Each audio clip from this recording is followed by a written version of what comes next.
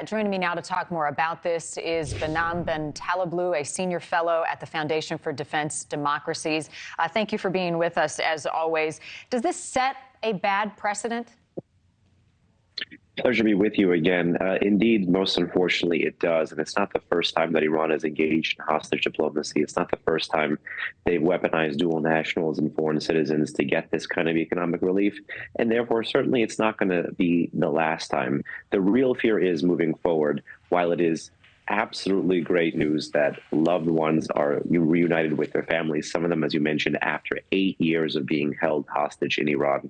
Ultimately, with the price of over $1 billion per person, this is probably going to be something that the Islamic Republic is going to be set to continue doing. Just a few days ago, it was revealed that the Islamic Republic had been holding a Swedish diplomat, a young man, I believe, in his mid-30s, for about 500 days. So this stuff is indeed escalating as we speak.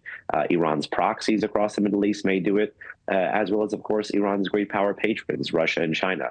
You remember, of course, the Brittany Griner case. You know the case right now of a Wall Street Journal reporter being detained in Russia. And if this question spreads to China as well, as U.S. strategic competition with that country heats up. So lots more reasons for concern in the future. And I want to point out, this is new video on the left of our screen of the American prisoners boarding a plane in Tehran. They are en route now to Qatar. You bring up other Americans being detained. Paul Whelan, one in Russia, Evan Gerskovich, the Wall Street Journal reporter. What impact might this have on those ongoing talks?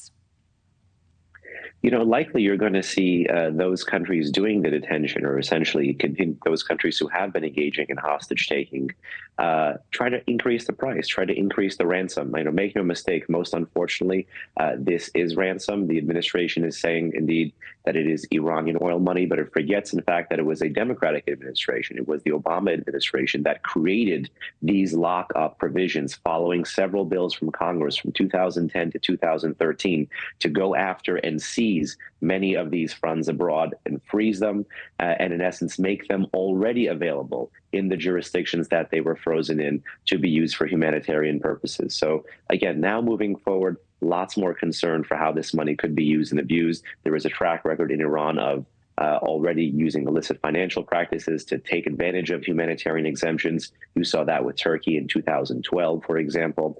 So again, this is going to be some pretty bad precedents moving forward. Right. And just to point out, there are no restrictions. So the money is supposed to be used for humanitarian aid, food and medicine, but who's to say that that's going to happen? What do you make of the timing of this, about a year to the date of the death of Mahsa Amini in Iran?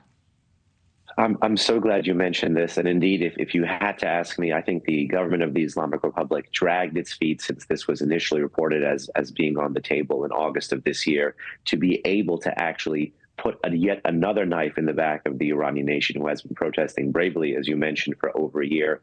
About a year ago, a 22-year-old Iranian Kurdish woman was killed due to wounds she sustained that were really blows she sustained. She was beat by Iran's so-called morality police for allegedly not wearing her hijab properly. As you know, that country has discriminatory dress codes. It triggered a larger nationwide uprising. We've seen these nationwide uprisings since at least 2017, calling for a wholesale change of regime in that country. Each time these protests have been violently repressed. And now with the U.S. essentially green-lighting this $6 billion, and the waiver for that $6 billion being provided on 9/11, signed on 9/11, a historic day where the U.S. had its massive terrorist attack by al-Qaeda on U.S. soil over 2 decades ago. It is green-lighting, money to go to the world's foremost state sponsor of terrorism. So it is a massive own goal strategically. It is a massive own goal morally. And indeed, if you ask me, the Islamic Republic waited and dragged its feet so that it could be able to send this message. And it's not lost on so many that this deal is happening as the Ukrainian president visits the United States, will be meeting with President Biden, and Iran has been accused of supplying Russia with weapons on its invasion of Ukraine. How important and critical would those discussions be in Washington this week as these prisoners head home? They're going to be very important, and I'm glad you're connecting the dots on that for the viewer, because Iran is, as you know, for over a year supporting Russia's war effort against Ukraine, basically funding or funneling drones, I should say, to supplement other long-range Russian strike systems to keep Putin in the fight longer in his war of imperial aggression against Ukraine, to basically help nullify some of the sanctions that are coming Putin's way from the EU and from the US, for example. And right now, there is talk of a potential upgrade of that Russo-Iranian relationship to include missiles. There is an embargo, a prohibition at the UN that is set to expire on October 18th of this year. If the international community does not hold, or extend or make permanent that embargo, we may see Iran not just provide Russia with drones, we may see Iran provide Russia with missiles. When you ask people what our greatest national threat is, they would respond in general, Russia, China, maybe North Korea. Should Iran be part of that concern on a global scale? Absolutely. Iran's terrorist apparatus is global. Iran is indeed friends with, or trying to turn a partnership into a strategic alliance with America's great power rivals that are Russia and China.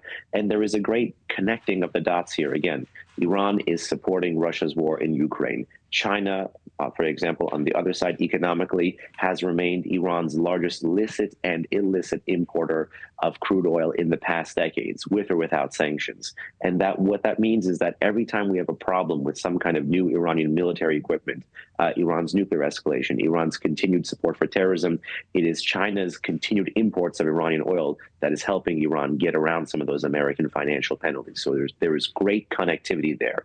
Nothing happens in a vacuum.